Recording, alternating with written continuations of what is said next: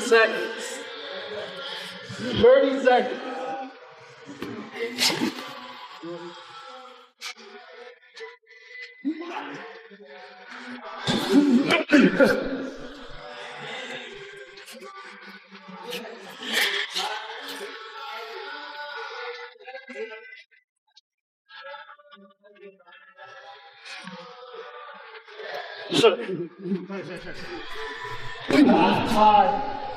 I got it. Woo!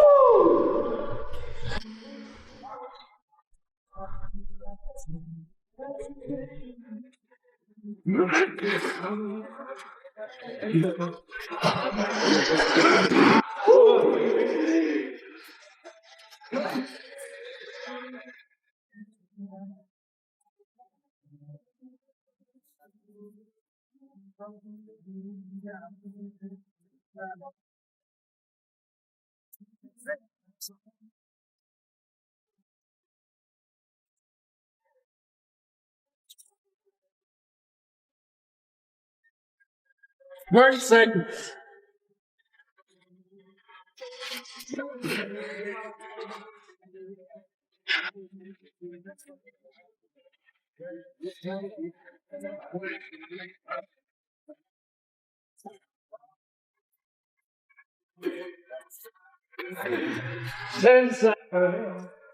Shoot.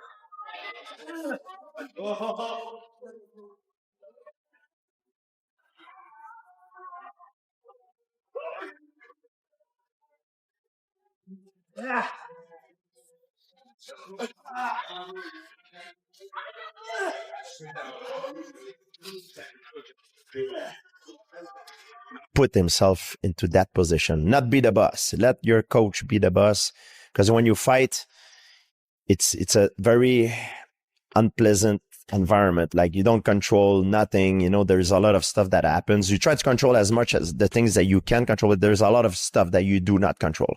So you want to recreate that environment.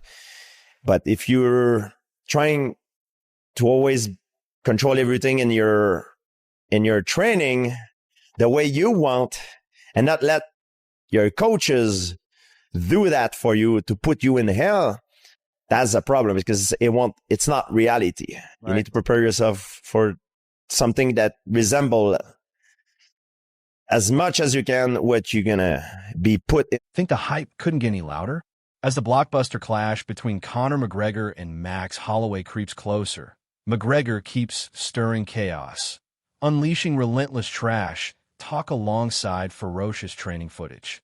Every clip feels like another warning shot, practically daring Holloway to survive whatever awaits inside the octagon.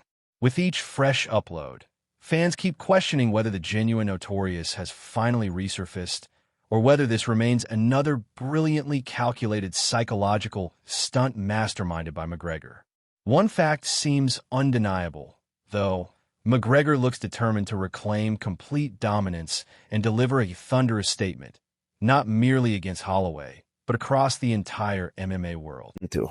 As the highly anticipated match between Conor McGregor and Max Holloway draws near, McGregor is characteristically speaking his mind, fueling the fire with relentless trash talk and intense training videos. It appears McGregor is sending a strong message to his opponent, warning him of what's to come inside the octagon. With each new video, fans are left wondering if the real Notorious has indeed returned, or if this is just another clever mind game orchestrated by McGregor. One thing is certain, however, McGregor is poised to assert his dominance and make a statement not just to Holloway, but to the entire MMA world. You think Conor wins? Conor McGregor finally pulled back the curtain on how his showdown with Max Holloway actually came together, insisting he never picked the Hawaiian star himself. According to McGregor, Holloway became the final choice simply because every other potential challenger somehow disappeared from the picture. He claimed he was ready to fight absolutely anyone the UFC placed before him and welcomed every proposed name without hesitation. Even so, several negotiations never truly gained momentum, while other possible matchups would have forced McGregor to make another return to the lightweight division. Absolutely. It's not an easy fight. Max is very good at what he does. He's obviously been in there against the best guys in the world repeatedly over and over and over again. But whilst Conor's been inactive, the hunger will start to thrive in his mind and in his skull. And at 170 pounds, I think this fight's very, very interesting. I think it's very interesting. Conor's going to have the knockout power. Max and trying to get into his head, doing the whole thing about how he's his son, et cetera, et cetera, et cetera. Do you truly believe he thinks he's the same fighter that he beat? I think he thinks it. I think he's wrong. But like, you actually think he believes that? Come on, like, yeah, he's not Conor an idiot. McGregor's a deeply delusional person. And you know, like, we don't have to go down this particular side of this road too far, but like,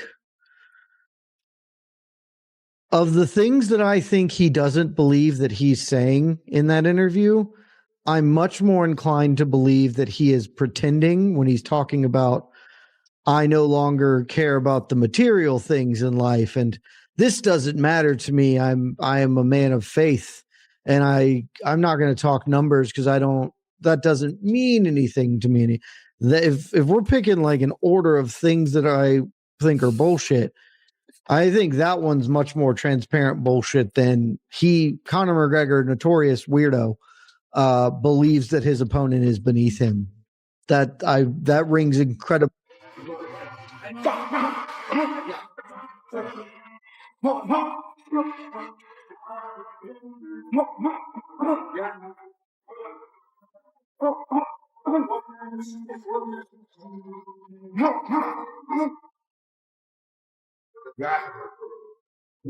No, watch my record.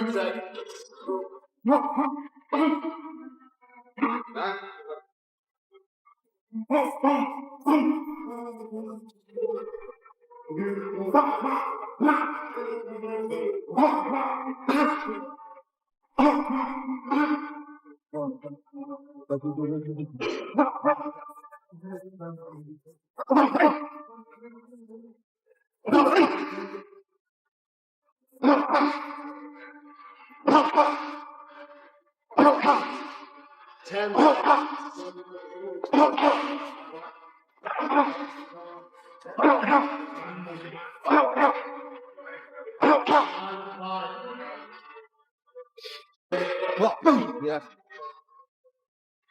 Keep the handle. Yeah. So, and roll. And hook. Yeah. So change if you move, throw right. Bam, bam, bam. Yeah. Do the right hand. So you go, bam. Yeah, this is right. Yeah. Because he give you right. Boom, he goes, walking. Okay. After you deliver. Yeah, feel it. That's good to feel you see the point. You understand me? Yeah, I see how it goes. Boom. That's why I want more people to do it. Very fast, right?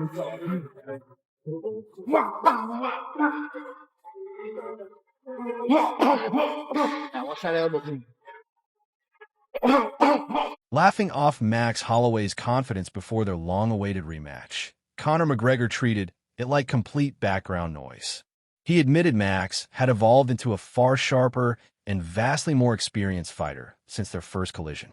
Still, McGregor insisted that changed absolutely nothing for him. Looking back at their earlier meeting, McGregor argued several factors still proved his clear superiority. Despite recognizing Max's accomplishments through the years, McGregor remained utterly convinced of his complete dominance over everyone inside the octagon. You had the pick of the litter. Why Max? Again, they picked that. Oh, they picked that. All right. I had the date. They picked it. It just became Max. They didn't like the way the shape of the other bout went. There was a lot of the BMF. Yeah, well, you know. Was Oliveira discussed at any point? No. Diaz? No. It just felt the only one that was there was Holloway. Really? Just landed on Praches? Holloway. What was the story with Praches? Praches, is that how you pronounce that? Yeah, it's the Brazilian. Listen, they said to me about him. I said, yeah, no problem. Send the contract. So I'm saying, yeah, for about 2 weeks. Where's the fucking contract? No contract came. Do you know what it was? They wanted me back down at 155 pounds. Okay. So I think they were trying to throw names at me to say, well, I said, yes, no problem. So your man went 5 rounds with Gary. I seen the fight. Little whippy southpaw. So, yeah, no problem. I'm a 170 pounder at the minute. Just when everyone thought Conor McGregor's comeback against Max Holloway was the only headline worth chasing, an entirely different controversy suddenly stole the spotlight.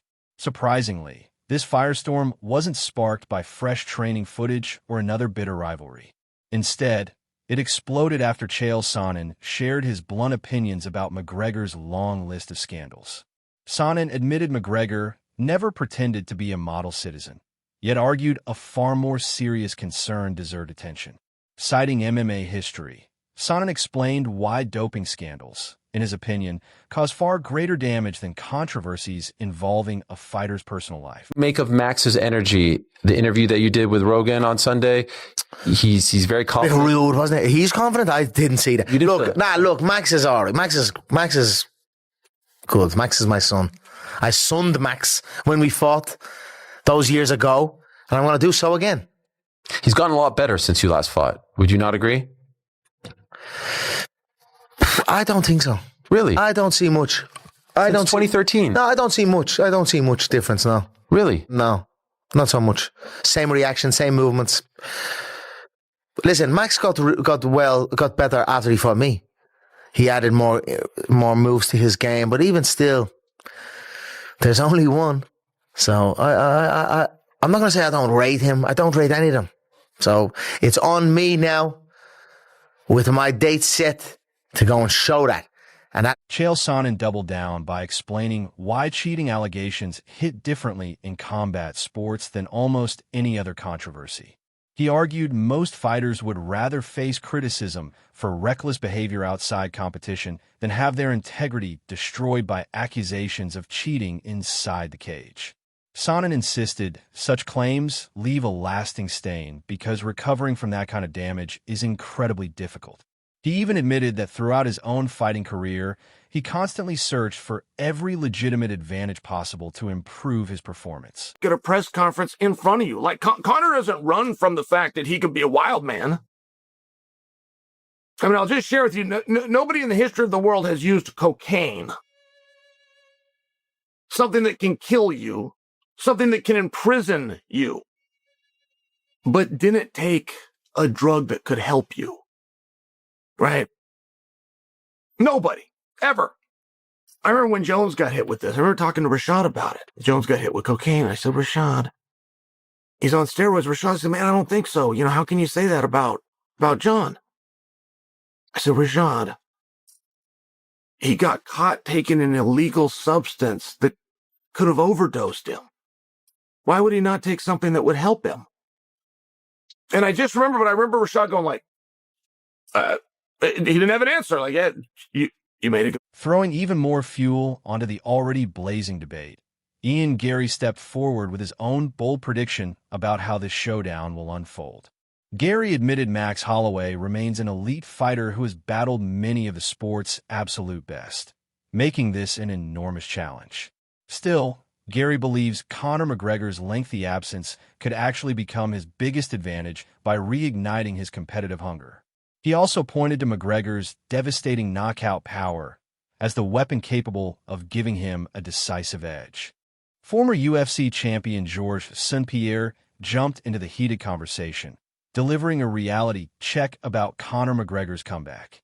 He argued that climbing back to the top after achieving fame and fortune is among combat sport's toughest challenges. According to St-Pierre, once athletes experience that level of success, embracing the endless pain, sacrifice, and relentless training required for greatness becomes dramatically harder. Meanwhile, Din Thomas insisted this fight goes far beyond knockout power alone. Although he still respects McGregor's dangerous left hand, Thomas questioned whether the Irish star still possesses the explosive speed and flawless balance that once terrified opponents. On the flip side, Max Holloway's non-stop movement, unpredictable angles, and overwhelming striking volume could become serious problems if he settles into his rhythm. Thomas believes Holloway can gradually seize control by managing distance and maintaining exhausting pressure throughout the contest. He explained Holloway's path to victory depends on disciplined footwork, relentless pace, and repeatedly staying just outside McGregor's punching range while landing consistent counters. Thomas also warned that rough early exchanges might remind McGregor of his recent disappointments, potentially shaking both his confidence and composure. In Thomas's view, Holloway doesn't need one spectacular knockout. Instead, he should methodically wear McGregor down through constant pressure and perfectly timed combinations. Adding even more intrigue, commentator Jed Meshew questioned whether McGregor's latest comments reflect genuine confidence or calculated psychological warfare aimed directly at Holloway. While acknowledging McGregor's long-standing habit of placing himself above every rival, Meshew suggested many remarks, especially those involving success and personal values, sounded more theatrical than sincere. Even so, he admitted McGregor may genuinely believe every word he says despite widespread skepticism. Meshew finished by arguing that although McGregor appears physically